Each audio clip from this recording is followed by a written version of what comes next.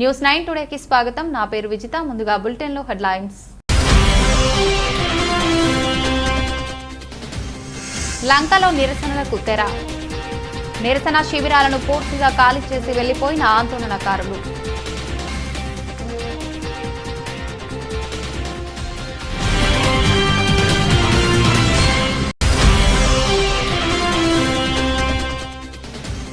కాంగ్రెస్ పార్టీపై మరోసారి తీవ్ర స్థాయిలో విరుచుకుపడ్డ ప్రధాని. నల్ల దుస్తులు ధరించి నిరసనలు చేయటం అయోధ్యలో రామమందిర నిర్మాణ శంకుస్థాపనను వ్యతిరేకించినట్లేనన్న నరేంద్ర మోడీ.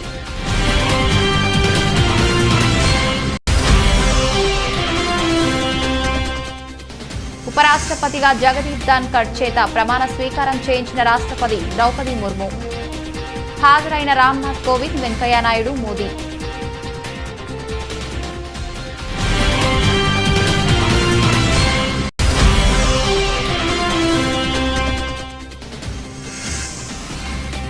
సీఎం జగన్ కు రాఖీ కట్టిన మహిళా నేతలు. అక్కా చెల్లెమ్మలకు దేవుడి దీవెనలు, ఆశీస్సులు ఉండాలని ఆకాంక్షించిన సీఎం.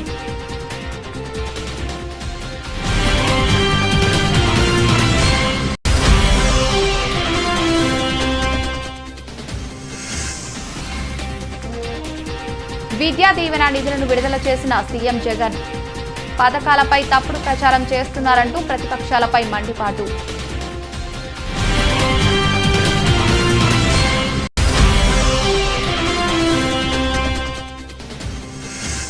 భారీ లాభాల్లో ప్రారంభమైన దేశీయ స్టాక్ మార్కెట్లు. 143 పాయింట్ల లాభంతో 17,675 వద్ద ఉత్సాహంగా కొనసాగుతున్న నిఫ్టీ.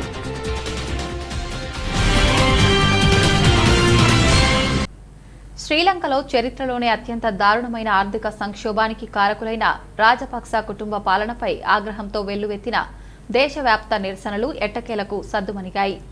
రాజధానితో పాటు పలు చోట్ల ఏర్పాటైన నిరసన శిబిరాలను ఆందోళనకారులు మంగళవారం నాటికి పూర్తిగా ఖాళీ చేసి వెళ్లిపోయారు. దాంతో 123 రోజుల ఆందోళనలకు తాత్కాలికంగా తెరపడ్డట్టయింది. మరోవైపు నిరసనకారుల ప్రధాన డిమాండ్లలో ఒకటైన అధ్యక్షుని అధికారాలకు కత్తెర వేసే రాజ్యాంగ సవరణ బిల్లును ప్రభుత్వం బుధవారం పార్లమెంటులో ప్రవేశపెట్టింది. ఇది ఆమోదం పొందితే స్వతంత్ర ఎన్నికల సంఘం సభ్యులు, అవినీతి విచారణ అధికారులు, పోలీసు తదితర ఉన్నతోద్యోగుల నియామకాధికారం అధ్యక్షుడి నుంచి రాజ్యాంగ మండలికి దాఖలు పడుతుంది. శ్రీలంక సంక్షోభానికి మాజీ అధ్యక్షుడు గొటబాయ రాజపక్సే కారణమంటూ నిరసనకారులు ఆందోళనలు చేపట్టడంతో గొటబాయ దేశం విడిచి పారిపోయిన సంగతి తెలిసింది. ఈ మేరకు ఆయన మాల్దీవుల నుంచి సింగపూర్కి పయనమయ్యారు. అక్కడే 14 రోజుల పర్యాటక వీసాపై తాత్కాలికంగా ఆశ్రయం పొందారు. అంతేకాక ఆ వీసా గడువు ఆగస్టు 11తో ముగియనున్న తరుణంలో శ్రీలంక ప్రభుత్వం మరికొన్ని రోజులు గొటబాయికి అక్కడే ఆశ్రయం ఇవ్వాల్సిందిగా సింగపూర్ అధికారులను కోరింది. మరి ఏమైందో తెలియదు గాని ఆయన హఠాత్తుగా థాయిలాండ్ చెక్కేస్తున్నట్లు అధికారిక వర్గాలు చెబుతున్నాయి.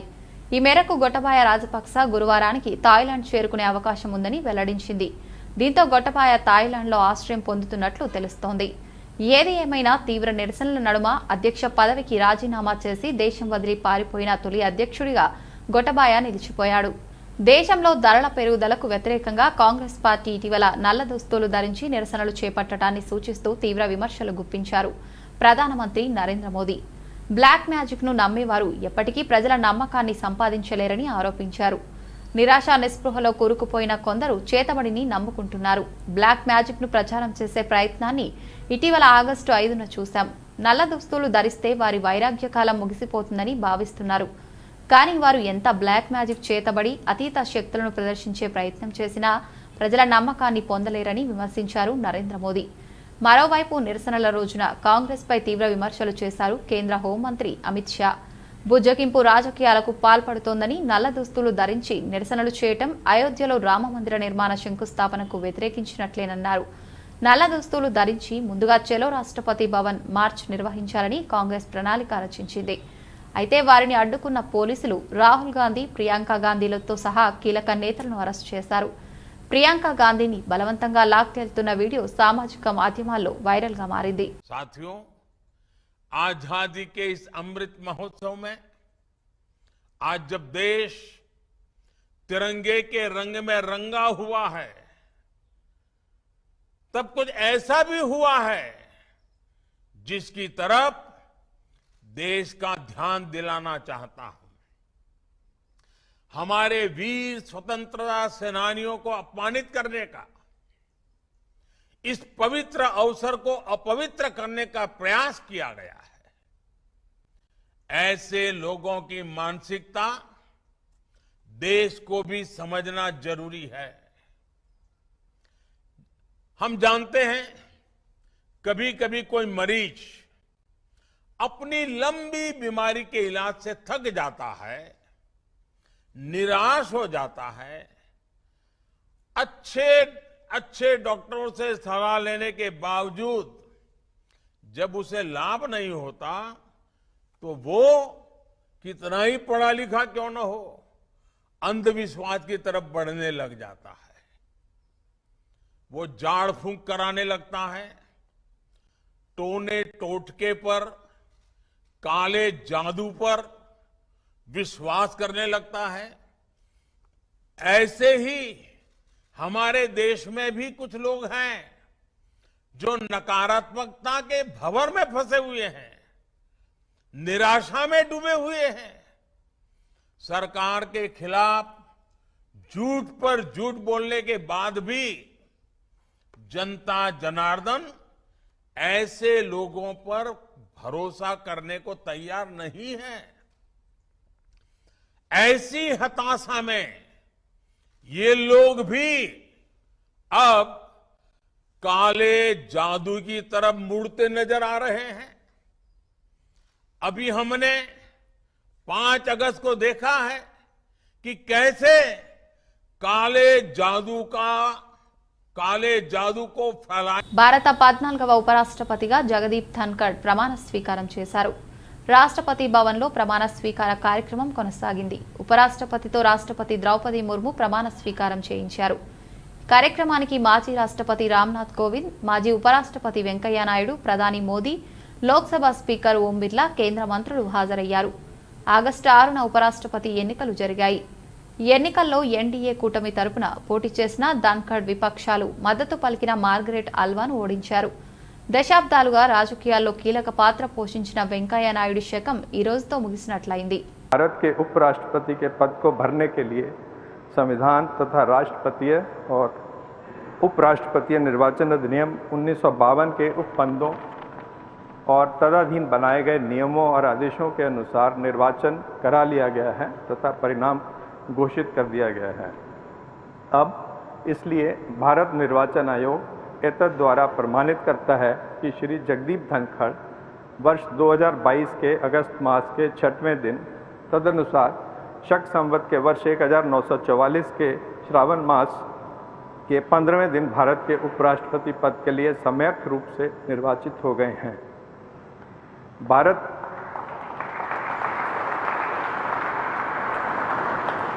भारत गणराज्य के 73वें वर्ष में हमारे हस्ताक्षर और भारत निर्वाचन आयोग की मुहर से वर्ष 2022 के अगस्त मास के इस 6वें दिन तदनुसार शक संवत के वर्ष 1944 के श्रावण मास के 15वें दिन प्रदत्त किया गया। రాఖీ పౌర్ణమి సందర్భంగా ఏపీ ముఖ్యమంత్రికి వైసీపీ మహిళా నేతలు రాఖీలు కట్టి ఆత్మీయతను పంచుకున్నారు. రాఖీలు కట్టిన వారిలో మంత్రులు విడుదల రజని, తానేటి వనిత, మహిళా commission chairperson Vasireddy Padma, Vijayawada mayor Rayana Bhagyalakshmi తదితరులు ఉన్నారు. బ్రహ్మకుమారీలు కూడా రాఖీలు కట్టారు. మరోవైపు ముఖ్యమంత్రి రాఖీ పౌర్ణమి శుభాకాంక్షలు తెలిపారు. రక్షాబంధన్ ఆత్మీయత అనురాగాల పండుగ అని ఆయన అన్నారు. రాష్ట్రంలోని అక్క చెల్లెమ్మలందరికీ దేవుడి చల్లని దీవెనలు, ఆశీస్సులు ఉండాలని కోరుకుంటున్నానని చెప్పారు. మరోవైపు బాపట్లలో జరుగుతున్న జగనన్న విద్యా దీవెన పథకం కార్యక్రమానికి సీఎం హాజరయ్యారు. బాపట్ల ఆర్ట్స్ అండ్ సైన్స్ కాలేజీలో ఏర్పాటు చేసిన కార్యక్రమాన్ని జ్యోతి ప్రజ్వలన చేసి ప్రారంభించారు. కార్యక్రమంలో ఉమ్మారెడ్డి వెంకటేశ్వర్లు, కోన రఘుపతి, పోతుల సునీత తదితరులు పాల్గొన్నారు. ఈ సందర్భంగా రాష్ట్రంలోని అక్క చెల్లెమ్మలకు రాఖీ పండుగ శుభాకాంక్షలను తెలియజేస్తున్నానని చెబుతూ సీఎం తన ప్రసంగాన్ని ప్రారంభించారు.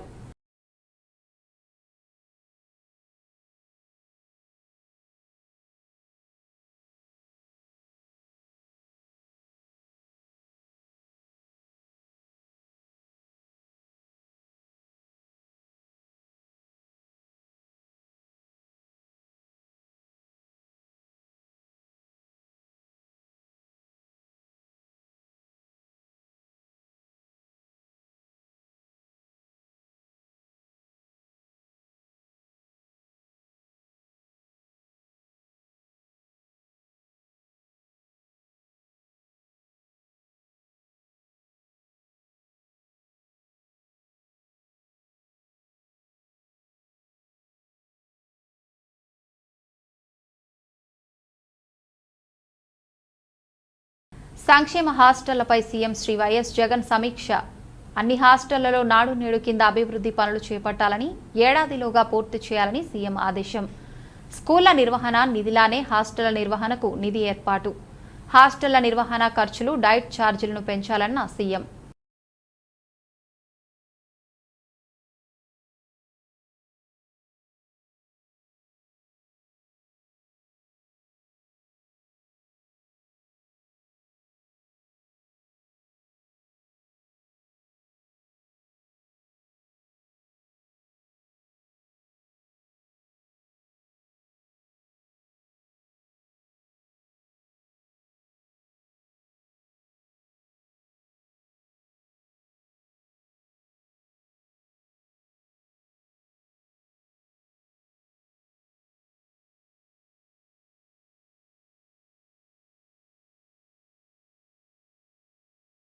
ఏపీ ముఖ్యమంత్రి వైఎస్ జగన్ నేడు బాపట్ల జిల్లాలో పర్యటిస్తున్నారు. పేద విద్యార్థుల చదువుల కోసం ప్రారంభించిన జగనన్న విద్యా దీవెన 3వ విడత డబ్బులను బటన్ నొక్కి విద్యార్థుల ఖాతాల్లోకి జమ చేశారు. మొత్తం 694 కోట్లను 11.2 లక్షల మంది విద్యార్థుల తల్లుల ఖాతాల్లోకి జమ చేశారు. ఈ సందర్భంగా మాట్లాడిన జగన్, పిల్లలకు మనమిచ్చే విలువైన ఆస్తి విద్య. విద్యార్థుల ఫీజు ఎంతైనా కూడా మొత్తం ప్రభుత్వమే భరిస్తుంది. ఇందులో భాగంగానే అర్హులైన విద్యార్థులందరికీ జగనన్న విద్యా దీవెన నిధులు విడుదల చేస్తున్నాం. జగనన్న విద్యా దీవెన వసతి దీవెన కింద ఇప్పటి వరకు 11,715 కోట్లు నేరుగా లబ్ధిదారులకు అందించాం. పిల్లల చదువుల కోసం ఎవరూ అప్పుల పాలు కాకూడదు. ఇందులో భాగంగా గత ప్రభుత్వం బకాయిలను కూడా మేమే చెల్లిస్తున్నాం. ఇక విద్యారంగంలో అనేక సంస్కరణలు తీసుకొచ్చాం. పిల్లల శిక్షణ కోసం మైక్రోసాఫ్ట్తో ఒప్పందం చేసుకున్నాం. ఇప్పుడు ఆ పరిస్థితి లేకపోవడంతో వారికి కడుపు మంటగా ఉంటోంది అని జగన్ మండిపడ్డారు. కాగా ఏప్రిల్, జూన్ 2022 కాలానికి గాను జగనన్న విద్యా దీవెన 3వ విడత నిధులను విడుదల చేశామని ప్రభుత్వం తెలిపింది. వారం 10 రోజుల్లోగా కాలేజీలకు చెల్లించాలని ప్రభుత్వం విద్యార్థుల తల్లులకు సూచించింది. ఒకవేళ డబ్బు అందిన తర్వాత కూడా కాలేజీలకు చెల్లించకపోతే తదుపరి విడత డబ్బులను నేరుగా కాలేజీలకు చెల్లిస్తామని ప్రభుత్వం స్పష్టం చేసింది. నిజంగా ఈరోజు ఒక మంచి రోజు. దేవుడి దయతో అక్షరాల 11,02,000 మంది పిల్లలకు మంచి జరిగిస్తూ వారికి సంబంధించిన ఫీజులు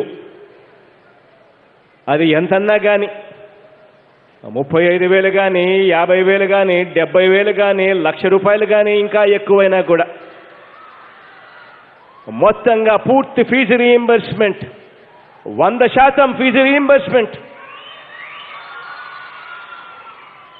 ప్రతి 3 నెలలకు ఒకసారి, ఆ 3 నెలల కాలం అయిపోయిన వెంటనే ఆ తల్లుల అకౌంట్లలోకి డబ్బు జమ చేసే ఒక గొప్ప కార్యక్రమానికి ఈరోజు శ్రీకారం చుడతాం. తిరుమల శ్రీవారిని పలువురు ప్రముఖులు దర్శించుకున్నారు. ఇవాళ ఉదయం స్వామివారి నైవేద్య విరామ సమయంలో ఏపీ మంత్రి వెంకట నాగేశ్వరరావు, శాసన మండలి చైర్మన్ కోయం మోషన్ రాజు, సిపిఎఫ్సి కమిషనర్ నీలం షమీరావులు వేర్వేరుగా స్వామివారి సేవలో పాల్గొని మొక్కులు చెల్లించుకున్నారు.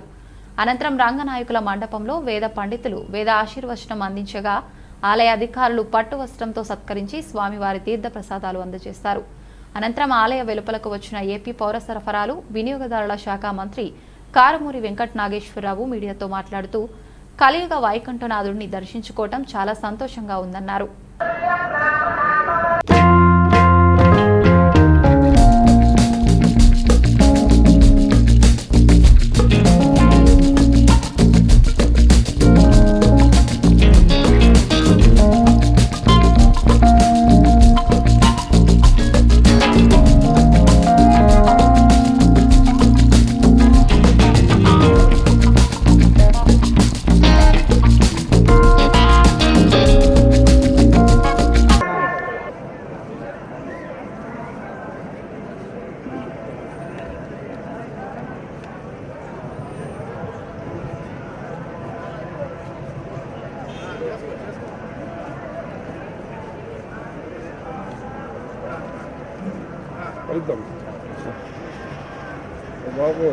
కృష్ణా జిల్లా మోపిదేవిలో వేంచేసి ఉన్న శ్రీ వల్లి దేవసేన సమేత శ్రీ సుబ్రహ్మణ్యేశ్వర స్వామివారిని రాష్ట్ర జలవనరుల శాఖ మంత్రి అంబటి రాంబాబు కుటుంబ సమేతంగా దర్శించుకున్నారు.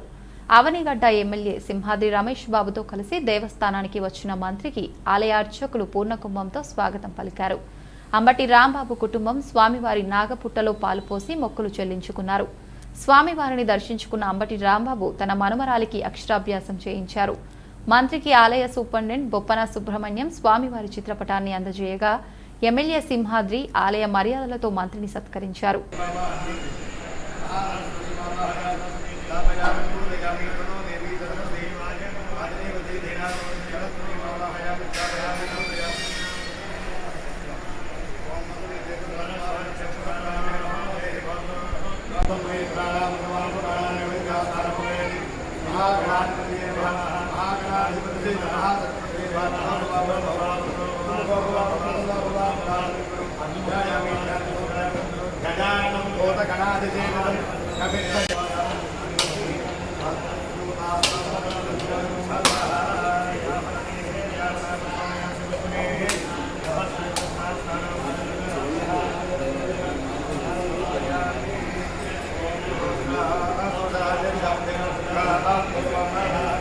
కడప జిల్లా వేంపల్లిలో Congress party working president Tulasireddy తన నివాసంలో విలేకరులతో మాట్లాడుతూ ఐటీల పట్ల జగన్ ప్రభుత్వం నిర్లక్ష్యం వహించడం దురదృష్టకరమని అన్నారు. ఆగస్టు మాసం వచ్చినప్పటికీ ఇప్పటికీ మొదటి సంవత్సరం అడ్మిషన్ల కోసం నోటిఫికేషన్ ఇవ్వకపోవడం గర్హనీయం. తెలంగాణ రాష్ట్రంలోని బాస్టా ఐటీలో అడ్మిషన్ల కోసం జూన్ నెల 30వ తేదీనే నోటిఫికేషన్ ఇవ్వడం జరిగింది. అడ్మిషన్లు కూడా అయిపోయాయి, క్లాసులు కూడా జరుగుతున్నాయి. మన రాష్ట్రంలో కూడా జూనియర్ కళాశాలల్లో 2 నెలల కిందట అడ్మిషన్లు జరిగాయి. గ్రామీణ ప్రాంతాలకు చెందిన ప్రతిభావంతులైన విద్యార్థులు మానసిక సంఘర్షణకు గురవుతున్నారు.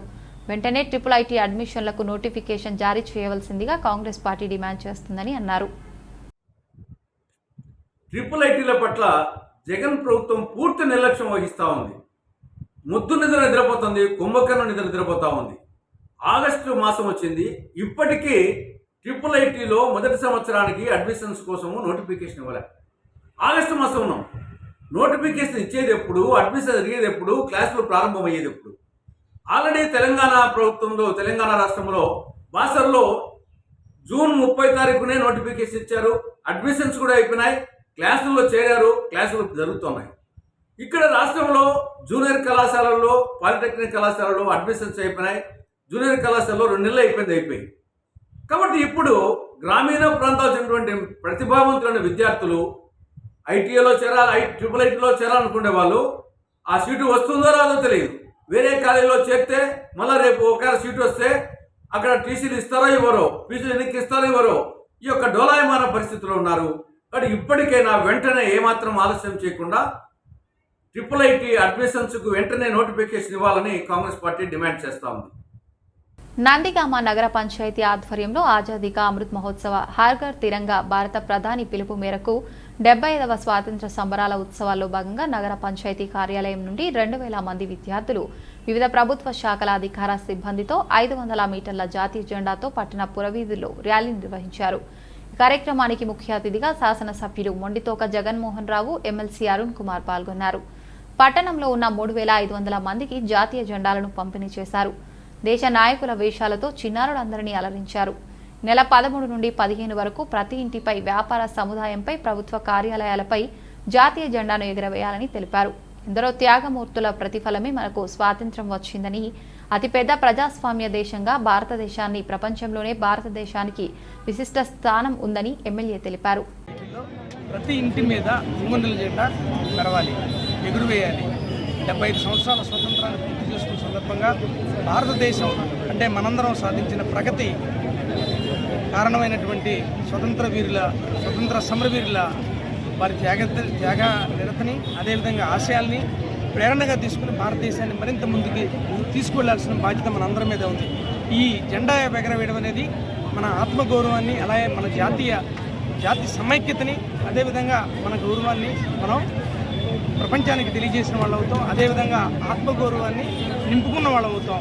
స్వతంత్ర స్థితికి ఉన్నటువంటి ఆశయాలని, ప్రాణాన్ని ముందుకు తీసుకువెళ్లాల్సిన అవసరాన్ని కూడా మరొకసారి మనం గుర్తు చేసుకుంటూ, ప్రపంచంలోనే భారతదేశం అతిపెద్ద ప్రజాస్వామిక దేశంగా అవతరించింది. ప్రజాస్వామ్యానికి మారుపేరుగా అవతరించినటువంటి దేశం.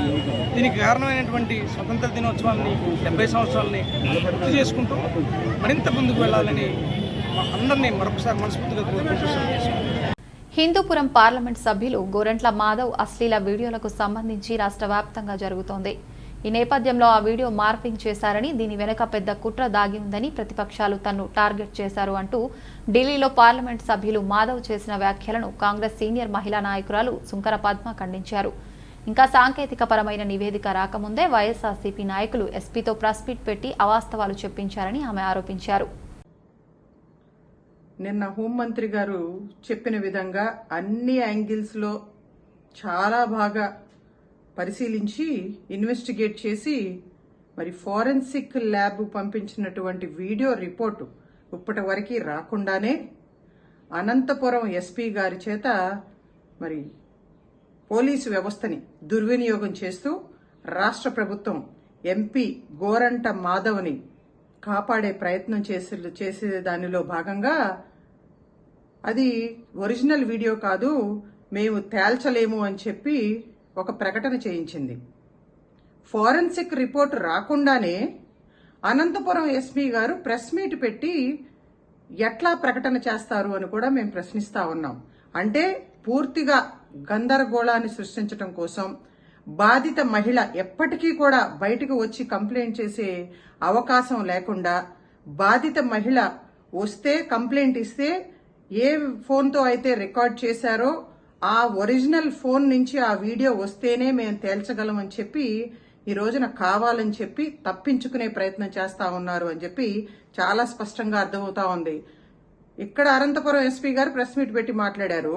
ఈలోపే ప్యారలల్ గా ఎంపీ గోరంట్ల మాధవ్ డైరెక్ట్ గా మీడియా ముందుకు వచ్చి ఢిల్లీ నుంచి తనకేదో క్లీన్ చిట్ వచ్చినట్టు, ఇంకా ఫోరెన్సిక్ రిపోర్ట్ బయటకు రానేలేదు, అంతకుముందే తనేదో నిర్దోషి అని ప్రకటించేసినట్టు చాలా అడ్డగోలుగా మాట్లాడుతా ఉన్నాడు.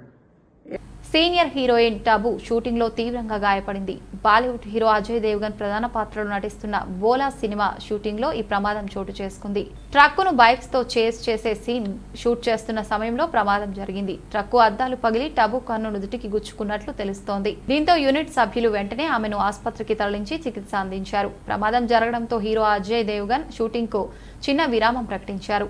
రెప్పపాటులో ఆమె కంటికి పెను ప్రమాదం తప్పిందని సమాచారం. దీంతో మూవీ యూనిట్ ఊపిరి పీల్చుకుంది. ఈ సినిమాలో ఆమె పోలీస్ ఆఫీసర్ పాత్రలో కనిపించనుంది.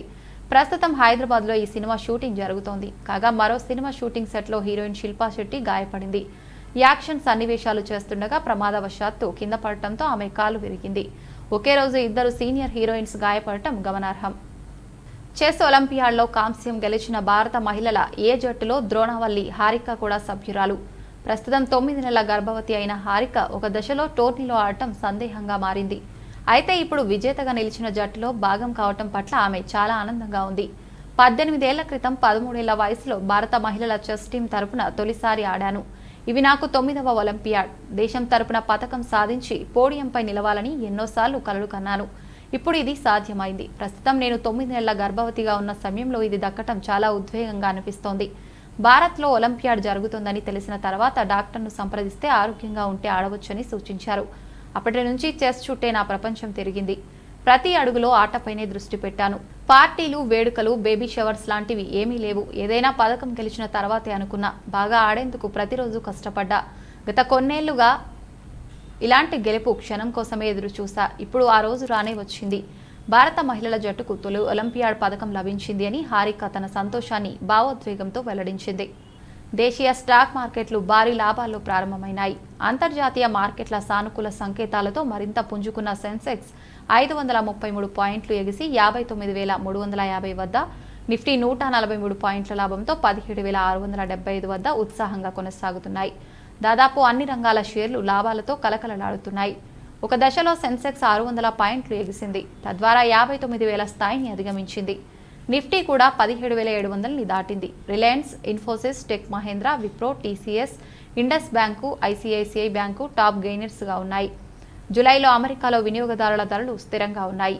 ఇంధన ధరల తగ్గుదల కారణంగా జులైలో ద్రవ్యోల్బణం ఊహించిన దానికి భిన్నంగా మెరుగ్గా ఉండటం అంతర్జాతీయ మార్కెట్లకు ఊతమిచ్చింది. మార్కెట్ అంచనాల కంటే తక్కువగా జూలై ద్రవ్యోల్బణం 8.5% నమోదైంది. జూన్లో ఇది 9.1% ఉంది.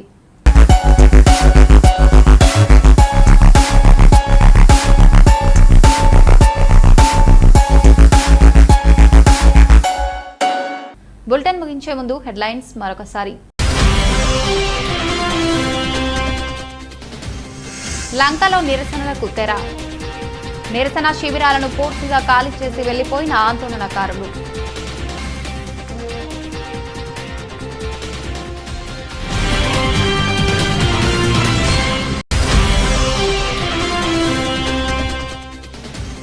కాంగ్రెస్ పార్టీపై మరోసారి తీవ్ర స్థాయిలో విరుచుకుపడ్డ ప్రధాని.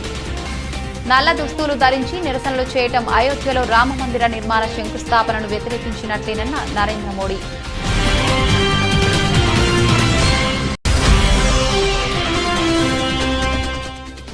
ఉపరాష్ట్రపతిగా జగదీప్ ధన్కర్ చేత ప్రమాణ స్వీకారం చేయించిన రాష్ట్రపతి ద్రౌపది ముర్ము. హాజరైన రామ్నాథ్ కోవింద్, వెంకయ్యనాయుడు, మోదీ.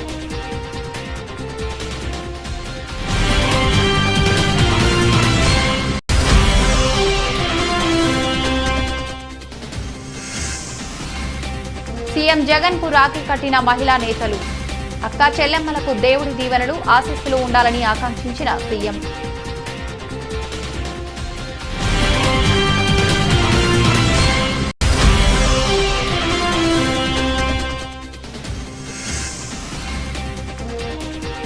విద్యా దీవెన నిధులను విడుదల చేసిన సీఎం జగన్.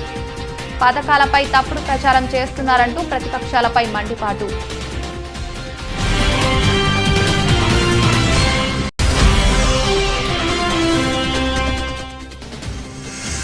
భారీ లాభాల్లో ప్రారంభమైన దేశీయ స్టాక్ మార్కెట్లు. 143 పాయింట్ల లాభంతో 17,675 వద్ద ఉత్సాహంగా కొనసాగుతున్న నిఫ్టీ.